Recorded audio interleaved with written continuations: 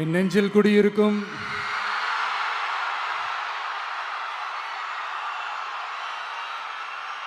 கரூர் சொந்தங்கள், உங்கள் அனைவருக்கும் என்னுடைய வணக்கம்.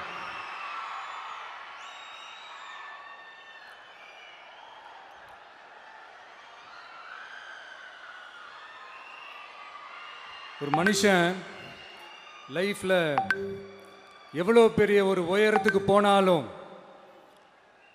மனசளவில் சில வலிகள், காயங்கள் அதை மறக்க முடியாது இல்லையா? எல்லார் லைஃப்லையும் அப்படி தான், நமக்கும் அப்படி தான். நிறையா வலிகள், காயங்கள் எல்லாத்தையும் தாண்டி தான் வந்திருக்கிறோம்.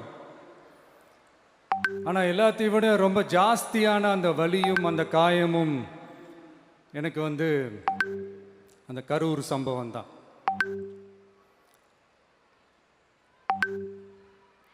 மக்களை சந்திக்கணும், மக்கள் பிரச்சனைகளை எடுத்து பேசணும். அதுக்காக தான் அந்த மக்கள் சந்திப்பு பயணத்தை தொடங்கி திருச்சி, அரியலூர், நாகப்பட்டினம், திருவாரூர், நாமக்கல், கரூர் அப்படின்னு சொல்லிட்டு போயிட்டு இருந்தோம். அரியலூரில் அந்த மீட்டிங் முடிச்சுட்டு பெரம்பலூர் போகிறதுக்கு முன்னாடி அந்த பெரம்பலூர் போலீஸ் எங்களை அலர்ட் பண்ணாங்க. சரிங்க, கூட்டம் கொஞ்சம் ஜாஸ்தியாக இருக்குது, லேட் ஆகிடுச்சு, வராதிங்க அப்படின்ட்டு. So we had no choice. Police சொன்னால் நம்ம அதை ஒபே பண்ணி தானே ஆகணும். அதே நேரத்தில் பெரம்பலூர் மக்களோட அந்த சேஃப்டியும் மைண்டில் எடுத்துக்கிட்டு ஒரு மன வலியோடவே திரும்ப போயிட்டோம். அதுக்கப்புறம் பெரம்பலூர் தொகுதி மக்களுக்கு மன்னிப்பும் கேட்டோம். அதே மாதிரி நாமக்கல் அந்த மீட்டிங் முடிச்சுட்டு கரூர் வரும்போது அந்த கரூர் போலீஸ் எங்களை அலர்ட் பண்ணியிருக்கலாம்ல.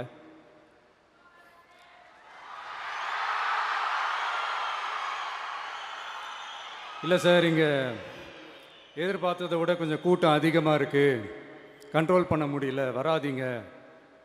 அண்ட் போலீஸ் நினச்சா அவங்க அந்த மீட்டிங்கே கேன்சல் பண்ணலாம். ஏதோ தப்பாக இருக்குது, ஏதோ தப்பாக தோணுது அப்படின்னு நினச்சிட்டாலே they have all the rights to cancel the meeting. எங்ககிட்ட கேட்கணும்லாம் ஒன்றும் அவசியமே கிடையாது. ஆனால் அதையெல்லாம் எதுவுமே செய்யாமல் அந்த ஹைவேல இருந்து அந்த ஸ்பாட்டுக்கு போலீஸே எங்களை உள்ளே கூட்டிகிட்டு வந்து விட்டு அந்த நாடகம்லாம் இருக்குது பாருங்க.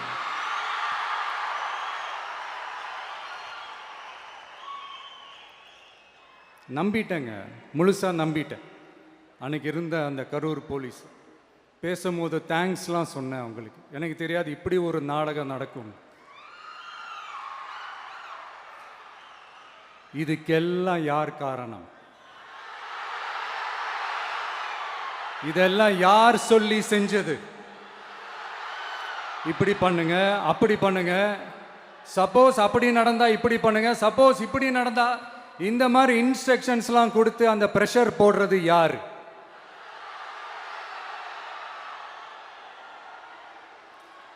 அந்த சம்பவத்தில் நம்ம யாரெல்லாம் இழந்திருக்கோம் தெரியுமா? ஒரு டிவியில் என் படமோ பாட்டோ வந்துச்சுன்னா, அம்மா விஜய் மாமா, அம்மா விஜய் மாமா அப்படின்னு சொல்லி அவங்க அம்மா கிட்ட சிரிச்சுக்கிட்டு அந்த டிவி ஸ்க்ரீனை போய் தொட்டு முத்தம் கொடுத்துக்கிட்டு என் அக்கா தங்கச்சிங்களோட தங்க பிள்ளைகளை இழந்திருக்கோம்யா. மழலை கூட சரியா வராதப்போ ஒரு பேப்பர் மேகசினில் என் ஃபோட்டோவை பார்த்தா அது சிரிச்சுக்கிட்டு அந்த கள்ளங்கபடம் இல்லாத அந்த சிரிப்பு, அந்த கடவுள் மாதிரி இருக்கிற அந்த பச்சை பிள்ளைங்களை இழந்திருக்கோம்யா.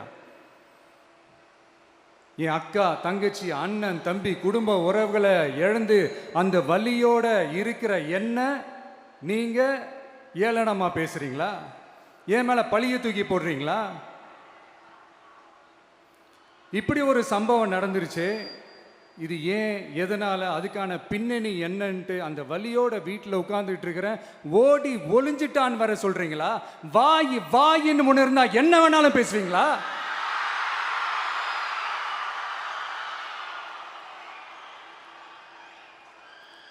மக்களே, நான் உங்களையே கேட்குறேன். அன்றைக்கி அத்தனை க்ரௌடு இருந்துச்சு, அந்த க்ரௌடுக்கு தகுந்த மாதிரி போலீஸ் பாதுகாப்பு கொடுத்தாங்களா? இந்த இடத்தை எடுத்துக்க சொல்லி நாங்கள் தான் சொன்னோம்னு ஒரு போலீஸ் ஆஃபீஸர் பேட்டி கொடுக்குறாரு. அதுக்கு என்ன அர்த்தம்? இவ்வளோ வலி, இவ்வளோ காயங்கள் கொடுத்துட்டு பழியை தூக்கி நம்ம மேல போட்டுட்டு அதுல ஒரு அரசியல் ஆதாயம் தேடுறீங்களேயா? இதுல வாய் கூசாம சட்டசபையில ஸ்டாலின் சார் நம்ம மேல திருப்பி விட்டு அங்க ஒரு அரசியல் செய்றாரு. அதுக்கு என்ன அர்த்தம்? நமக்காக வந்திருக்கிற மக்களை காக்க வைக்கிறதுக்கு நான் ஒன்றும் ஆதாயம் தேடுற அரசியல்வாதியெல்லாம் கிடையாது. மக்களுக்காக அரசியலுக்கு வந்தவன் இந்த விஜய். எனக்காக எல்லாமும் கொடுத்த என் மக்களுக்காக எல்லாத்தையும் விட்டுட்டு மக்களுக்காக மட்டுமே அரசியலுக்கு வந்தவன் இந்த விஜய்.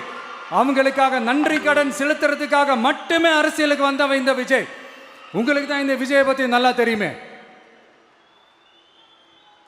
ஆனா நம்ம எல்லாருக்குமே இத்தனை வலிகள் காயங்கள் கொடுத்தவங்களுக்கு இந்த 2026 தேர்தலில் தக்க பதிலடி கொடுத்துட்டீங்க. ஆனா அது மட்டுமே பத்தாது மக்களே, அது மட்டுமே பத்தாது.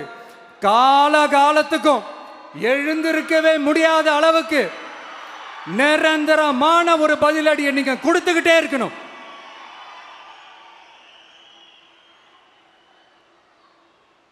இப்படிலாம் பண்ணா நான் மக்களை விட்டு ஓடிடுவேன் நினைப்பா? யார் என்ன ஓடினாலும் நான் மக்களை விட்டுலாம் ஓட மாட்டேன். அன்னைக்கும் சொன்னேன், இன்னைக்கும் சொல்றேன், நாளைக்கும் சொல்றேன், தில்லா சொல்லுவேன், கெத்தா சொல்லுவேன். பணமா ஜனமா அப்படின்னு கேட்டா என் ஜனம் தான்டா எனக்கு முக்கியம்.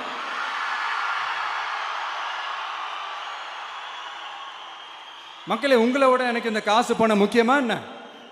இவ்வளோ குறைகள் நம்ம மேல சொல்றாங்களே, இப்போ நான் சொன்ன மாதிரி அவங்களால ஓப்பனா சொல்ல முடியுமா? அந்த தில்லு இருக்கா, திராணி இருக்கா? ஒரு கிடையாது. ஆனா நம்ம மக்கள் அமைச்சு கொடுத்த நம்ம அரச குறைகள் மட்டும் டிசைனா மாடல் மாடலா குறைகள் மட்டும் சொல்லுவாங்க. ஒவ்வொரு டிபார்ட்மெண்ட்லயும் அந்த பார்ட்டி ஃபண்ட், அந்த கட்சி நிதின்ற பேர்ல அடிக்கிற கொள்ளையெல்லாம் இந்த தீய சக்தியா இருக்கட்டும், தீந்து போன சக்தியா இருக்கட்டும், ரெண்டு பேரும் மாறி மாறி இதே தான் செஞ்சிட்டு இருக்கிறாங்க. இதுல ஒரு ஹைலைட் காமெடி என்னன்னா, சட்டசபையில் பேசும்போது பார்ட்டி ஃபண்டுன்னு தான் சொன்னேன். அது எந்த பார்ட்டி, என்ன ஃபண்டு, யாரு, என்ன பேரு எதுவுமே சொல்ல. பார்ட்டி ஃபண்டுன்னு சொன்னவனை எடுத்தாங்க பாருங்க ஒரு ஓட்டம். எனக்கே ஃபர்ஸ்ட் புரியல, ஏன்பா ஓடுறாங்க? அப்படி என்ன நம்ம இப்போ சொல்லிவிட்டோம்? அதான் அந்த குற்றம் உள்ள நெஞ்சுக்கு தான் குறுகுறேங்கும். இது எப்படி இருக்கு தெரியுமா? எங்க அப்பா பீரோக்குள்ள இல்லை, எங்க அப்பா பீரோக்குள்ள இல்லை அப்படின்னு சொல்ற மாதிரி. ஐயோ, ஏன் கேட்குறீங்க? இவங்களோட செம்ம கூத்தா இருக்குங்க, செம்ம ஃபன்னா இருக்கு. சென்னையில் ஒரு பாலம் கட்டுறதுக்காக நார்மலாக ஆகிற செலவை விட அதிக செலவில், கிட்டத்தட்ட டபுள் மடங்கு செலவில் ஒரு டெண்டர் ஒன்று விட்டுருக்குறாங்க. அதையெல்லாம் தோண்டி எடுத்து அதெல்லாம் இப்போது கண்டுபிடிச்சி கேன்சல் பண்ணியிருக்கிறோம். இன்னும் எத்தனை கோடி ஊழல், எத்தனை லட்சம் கூடல் தோண்ட தோண்ட வருமோ எங்களுக்கே தெரில. ஒவ்வொரு முகமுடியாக கிழியுது. ஐயோ, இந்த விஜய் ஒவ்வொரு கதையாக எடுத்து வெளியில் விட்டுருவான் போலேன்ட்டு திரும்புகிற பக்கம்லாம் கதறல் கதறல் கதறல். காதலேருந்து ரத்தம் வராத குறை. ஆமாம், இப்படி ஊழல்லே ஊறி போனவங்க இப்படி தான் இருப்பாங்க.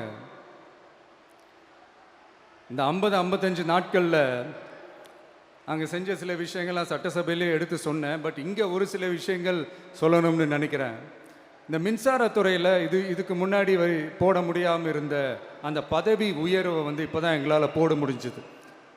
அதுக்காக ஒரு அக்கா அழுதுகிட்டே ஒரு நன்றி சொன்னாங்களே, அதெல்லாம் அவங்க கண்ணில் படாது அந்த வீடியோலாம். குறை சொல்கிறவங்களுக்கு. அடுத்து லஞ்சம்லாம் ஒழிக்க முடியாது, ஊழல்லாம் ஒழிக்க முடியாது, அதெல்லாம் பிளட்டிலேயே ஊறி போய் இருக்கு அப்படின்னு சொன்னவங்க போய் ஒவ்வொரு கவர்மெண்ட் ஆஃபீஸாக பாருங்க. ஒரு பைசா லஞ்சம் இல்லை, ஒரு பைசா ஊழல் இல்லை. வேலையெல்லாம் சும்மா டக்கு டக்கு டக்குன்னு நடக்குது. ஒரு பெரியவர் ஒருத்தர் சொல்றாரு, தம்பி வேலையெல்லாம் நடக்குது, ஆனால் அதையும் தாண்டி எங்களுக்கு மரியாதை கொடுக்குறாங்க தம்பி, உட்கார வச்சுலாம் பேசுகிறாங்க. இதெல்லாம் இதுக்கு முன்னாடி நடந்ததே இல்லை. அவனை போய் பாரு, இவனை போய் பாரு, இந்த ஆஃபீஸரை போய் பாருன்னு சொல்லி அலைய விடுவாங்க. இப்போ லஞ்சம் இல்லை, ஊழல் இல்லை, வேலையெல்லாம் உடனே நடக்குது. மக்கள் அப்படி ஒரு பெருமூச்சு ஒன்று விடுறாங்க. அதை பார்த்து நமக்கு அப்படி ஒரு ஹாப்பினஸ். இதுக்கு மேலே என்ன வேணும்? ஏன் இதெல்லாம் பண்ண முடியாது? மனசுன்னு ஒன்று இருந்தால் பண்ணலாம். இப்போ பண்ணலை. அதே மாதிரி இந்த எல்என்டி நிறுவனத்தோட 18,600 crore-க்கு 3 திட்டங்கள் அந்த ஒப்பந்தம் அந்த கையெழுத்து போட்டிருக்கிறோம். கிட்டத்தட்ட 8,200 பேருக்கு வேலை வாய்ப்பு. நான் சொல்கிறது அந்த 3 மாவட்டத்தை சேர்ந்தவங்களுக்கே அவ்வளோ வேலை வாய்ப்பு. குறுவை சாகுபடிக்காக 134 கோடியில் அந்த சிறப்பு தொகுப்பு திட்டம் அறிவிச்சிருக்கிறோம் நம்ம விவசாயிகளுக்காக. இப்போவும் சொல்கிறேன், நம்ம விவசாய பெருமக்களே, உங்களோட இந்த அரசு கூடவே நிற்கும். பெண்கள் பாதுகாப்புக்காக சிங்கப்பெண் அதிரடி படை, அது உங்களுக்கு நல்லா முன்னாடியே தெரியும். வரப்போகிற அறிஞர் அண்ணா அவர்களுடைய பிறந்த நாளில் உங்கள் அண்ணனுடைய அரசில் தாய் மாமன் தங்க மோதிர திட்டம் அறிவிக்கப்படும். இதெல்லாம் கேட்டாங்களே, வாக்குறுதி கொடுத்தீங்களே, என்னாச்சு என்னாச்சுன்னு. இந்த தீய சக்தி மாதிரி ரியல் தாய் மாமன்லாம் கிடையாது, ரியல் தாய் மாமன். எப்படி ரியல் தாய் மாமன்.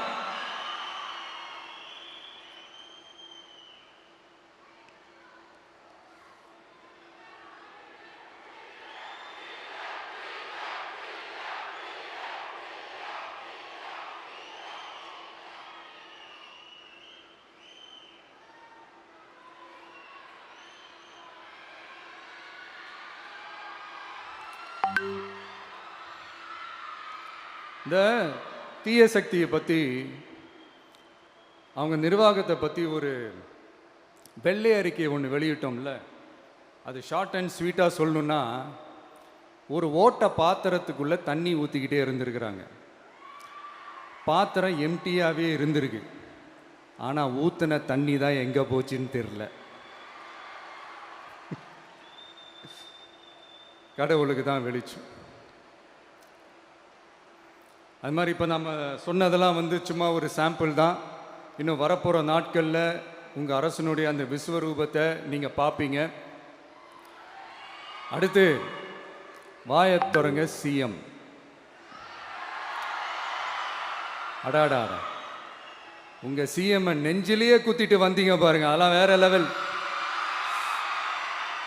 பேசுங்கன்றீங்க, பேசுனா எந்திரிச்சு ஓடிடுறீங்க. இனிமேல் பேச ஆரம்பிக்கிறதுக்கு முன்னாடி என்ன பண்ணணும் அப்படின்னா, ஒரு நண்பர் ஒருத்தர் சொன்னார், மாண்புமிகு பேரவைத் தலைவர் அவர்களே, எல்லா டோரையும் இழுத்து லாக் பண்ணுங்க அப்படின்னு சொல்லிட்டு தான் பேச ஆரம்பிக்கணும் போல் இருக்கு. ஏன்னா பேசிட்டு இருக்கும் போதே எந்திரிச்சு ஓடிடுறாங்க. 5 நிமிஷம் பேசுனதுக்கே குளத்தூரில் கொத்து பரோட்டா போட்டாங்க. இதுக்கு மேலே பேசினா மொத்தமாக முடிஞ்சிடும், பார்த்துக்கங்க. நாம் அரசியல் பேசினா விஜயெல்லாம் அரசியல் பேசலாமா அப்படிங்கிறது. சரிப்பா, நமக்கு எதுக்கு வம்பு, நம்ம பாட்டுக்கு நம்ம வேலையை பார்ப்போம், எதுக்கு அவங்கள பற்றி பேசிக்கிட்டு அப்படின்னு இருந்தால் விஜய்க்கு அரசியலே பேச தெரில அப்படிங்கிறது. இப்படியே மாறி மாறி மேகதாது அணையை பற்றி என்ன தெரியும், விஜய் அதை பற்றி பேசலை. இப்படி நம்ம அரசியலுக்கு வந்ததுலேருந்தே ஒரு கூட்டம் குறை மேலே குறையா சொல்லிக்கிட்டு, பாட்டுக்கு பாட்டு கச்சேரி எங்களுக்கும் பண்ண தெரியும், பண்ணலாமா? இந்த மேகதாது அணை சம்பந்தமான அந்த வழக்கில் தமிழ்நாட்டோட பெட்டிஷனை சுப்ரீம் கோர்ட் எப்போ ரிஜெக்ட் பண்ணுச்சு? அப்போ யார் ஆட்சியில் இருந்தா? ஏன் ஒழுங்காக வாதாடல? நீங்கள் ஒழுங்காக வாதாடி இருந்தீங்கன்னா அதை ரிஜெக்ட் பண்ணியிருக்க மாட்டாங்கல்ல. ஏன் ஸ்டாலின் சார் வேணும்னே விட்டுட்டாரா? ஏன் இப்படிலாம் கேள்வி கேட்கலாமா? இப்படிலாம் கேள்வி கேட்டால் தான் மேகதாது அணையை பற்றி பேசுனதா அர்த்தமா? ஏன் அந்த ஸ்டேட்டு சிஎம் பேசுகிறாரு, நீங்கள் ஏன் பேசலை அப்படின்னா, நம்ம ஸ்டேட்டோட உரிமையை எங்கே நிலைநிறுத்தணுமோ அதுக்காக வேலை பார்க்குறது மட்டும்தான் முக்கியம். சும்மா சவால் விட்டுக்கிட்டு சீண்டிப்பார், நான் யார் தெரியுமா, தொட்டுப்பார், இப்படிலாம் பேசிக்கிட்டு இருந்தால் வேலைக்கு ஆகாது. சும்மா பேசி பேசி பிரச்சனையை வளர்த்துக்கிட்டு யார் மேலே அது பழியை தூக்கி போட்டுட்டு அப்புறம் மக்களை அம்போன்னு தெருவில் விட்டுட்டு இப்படி தான் ஒரு அரசியல் பண்ணணும்னா அந்த அரசியல் நமக்கு தேவையும் இல்லை, அதை நம்ம செய்யவும் போகிறதில்ல. Talk less work more mode தான், அதுதான் நம்ம பாலிசியே. அதனால தான் சட்டசபையில் அந்த அரசினர் தீர்மானம்னு சொல்லி ஒன்று கொண்டு வந்தோம். அது எப்படி டு டேக் இட் ஃபார்வர்ட், எப்படி கொண்டு போகணுமோ அதை சரியாக செய்வோம். சென்ட்ரல் கவர்மெண்ட்லேருந்து அந்த டீலிமிட்டேஷனை திரும்ப கொண்டு வர போகிறதா ஒரு பேச்சு ஒன்று அடிப்படுது. யார் என்ன டீலிமிட்டேஷன் கொண்டு வந்தாலும் தமிழ்நாடு அது ஒத்துக்காது. நமக்கான இடத்த யாரும் பறிக்கவும் முடியாது, அது பறிக்கவும் விட மாட்டோம். இப்படி நாம் இருக்கும்போது இந்த தீய சக்தி திமுக எங்கே போய் நிற்குது, யார் கதவை தட்டிக்கிட்டு நிற்குது, அது உங்களுக்கே நல்லா தெரியும். மக்களே, இந்த தீய சக்தியும் தீந்து போன சக்தியும் வேறலாம் இல்லை, கூட்டு களவாணிங்க. சொல்ல முடியுமா அவங்களால? எங்களுக்குள்ள ஒட்டும் இல்லை, உறவும் இல்லை, அறிவிக்க முடியுமா? நிரூபிக்க முடியுமா?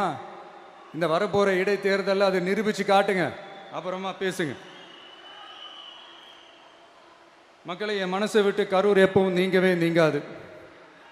நமக்கு ஏற்பட்ட வேதனையான சம்பவத்தை, நமக்கு எதிராக நடந்த சதியை, சூழ்ச்சியை இனி வர்ற ஜென்ரேஷனும் அவங்களுக்கு தெரியப்படுத்தணும்ல. அதுக்காகவே இனி ஒரு அரசியல் சதியை, அரசியல் சூழ்ச்சியை யாரும் யோசிக்கவே கூடாதுன்றதுக்காகவே கரூரில் ஒரு நினைவு சின்னத்தை நம்ம டிவிகே சார்பாக அமைக்கப்படும் அப்படின்றத அறிவிக்கிறோம். அப்புறம் கரூர்லேருந்து ஒட்டுமொத்த தமிழ்நாட்டு மக்களுக்கும் சொல்கிறேன், உங்கள் டிவிக்கு அரசு உங்களுக்காகத்தான் உழைக்கும். அடிப்படை வசதிகளை முதல்ல நிறைவேற்றணும். ஒரு பக்கம் நிதி நிலைமையை சரி செஞ்சுக்கிட்டே, இன்னொரு பக்கம் அப்படியே நாம் சொன்னதில் ப்ரையாரிட்டி பார்த்து ஒவ்வொன்றா படிப்படியாக நிறைவேற்ற ட்ரை பண்ணுவோம். இது எப்பவும் உங்களுக்கான அரசாக தான் இருக்கும். இந்த விஜய் உங்கள் விஜயாக தான் இருப்பான். நீங்கள் உரிமையோட உங்கள் கவர்மெண்ட்டை நீங்கள் அணுகலாம். இந்த தீய சக்தி ஆட்சி முடிஞ்சு பொட்டிக்குள்ளே போனதுலேருந்து என்னென்னமோ பண்ணுறாங்க, இது ஏதோ பேசுகிறாங்க, சோஃபாங்கிறாங்க, வாஷிங் மிஷினுங்கிறாங்க. இந்த அரசியல் வியாபாரம் பண்ணுறதுக்கான அந்த வெண்டிங் மெஷினே அவங்க தான். யார்? இந்த திமுக. இதில் நம்மளை பார்த்து வாஷிங் மிஷினுங்கிறாங்க. எலெக்ஷனில் ஓட்டுக்கு காசு கொடுக்குற அந்த கலாச்சாரத்தை, அந்த கல்ச்சரை அடித்து நொறுக்கி இருக்கிறோம். எலெக்ஷன்லேயே அப்படி வேலை பார்த்த நமக்கு எதுக்கு இந்த குதிரை, கழுதை, ஒட்டக பேரெல்லாம்?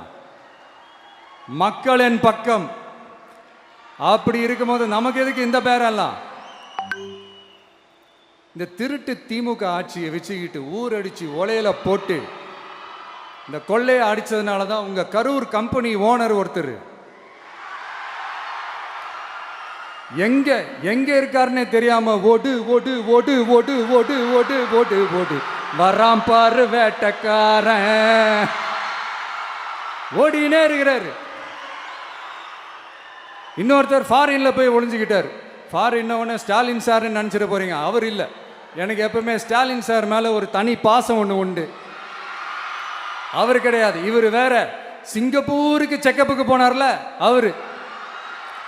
இன்னும் தோண்ட தோண்ட எத்தனை பேர் மாட்ட போறாங்களோ தெரில. உங்ககிட்ட யாராவது லஞ்சம் ஏதாவது கேட்டாங்கன்னா கொடுக்க முடியாது சொல்லுங்க, நான் இருக்கேன் உங்களோட. அப்படியே யாராவது ஃபோர்ஸ் பண்ணாங்கன்னா இது எங்க மகன், எங்க புள்ள, எங்க அண்ணன், எங்க தம்பி, எங்க விஜய், எங்க விஜயோட ஆட்சின்னு ஸ்ட்ராங்கா சொல்லுங்க. மக்களை, நீங்க கூட இருக்கும் போது லஞ்ச ஊழல் மட்டும் இல்லை, அதிகாரத்தை வச்சு ஆட்டம் போடுற யாரா இருந்தாலும் அடங்கிடுவாங்க. இந்த கடமை, கண்ணியம், கட்டுப்பாடுன்ட்டு ஒரு காலத்தில் கொள்கையோடு இருந்த கட்சியெல்லாம் இன்னைக்கு எப்படி இருக்கான்னு உங்களுக்கே தெரியும்.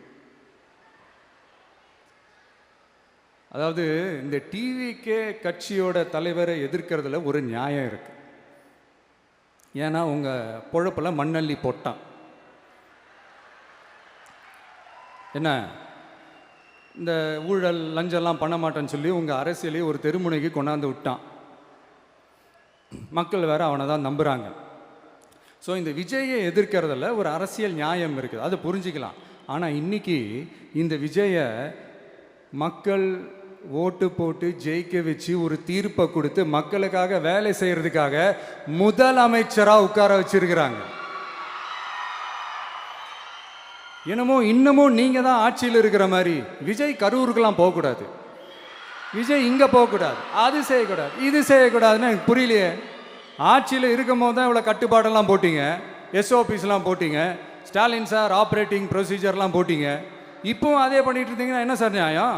இல்லை, நான் தெரியாமல் தான் கேட்குறேன். இன்னும் கனவுலையே இருக்கிறீங்களா? முதல்ல முழிச்சு வாங்க, ரியாலிட்டிக்கு வாங்க. உங்கள் ஆட்சியெல்லாம் வீட்டுக்கு போய் டிவிக்கேன்னு ஒரு ஆட்சி வந்து ரொம்ப நாள் ஆச்சு. ஒழுங்கா படி என்று சுப்ரீம் கோர்ட் ஓங்கி மண்டேலியே நறுக்கு நறுக்கு நறுக்கு என்று செம்மட்டியாலே அடிச்சும் இந்த திமுக முழிச்சிக்கல அப்படின்னா அப்போ கொஞ்சம் கஷ்டம்தான். வெற்றி தோல்வியெல்லாம் அரசியலில் சகஜம் சார். அதுக்காகலாம் வெறி பிடிச்சி இந்த பதவி வெறி பிடிச்செல்லாம் அலைய தேவையில்லை. நல்ல விதமாகவே சொல்கிறேன், நியாயமான அரசியல் பண்ணுங்க. ஓ, அதுதான் உங்களுக்கு தெரியாதுல்ல. இந்த தீய சக்தி திருத்தவும் முடியாது, அவங்களா திருந்துவாங்கன்னு பார்த்தா அதுவும் நடக்க போகிறதில்ல. அதனால் வரப்போகிற இடைத்தேர்தலில் மக்களே இந்த தீய சக்தி திமுகவை நல்லா வெச்சு வெளுத்து விடுங்க. கான்ஃபிடண்டா இருங்க மக்களே, நல்லதே நடக்கும், வெற்றி நிச்சயம். மீண்டும் சந்திக்கும் வரை நன்றி, வணக்கம்.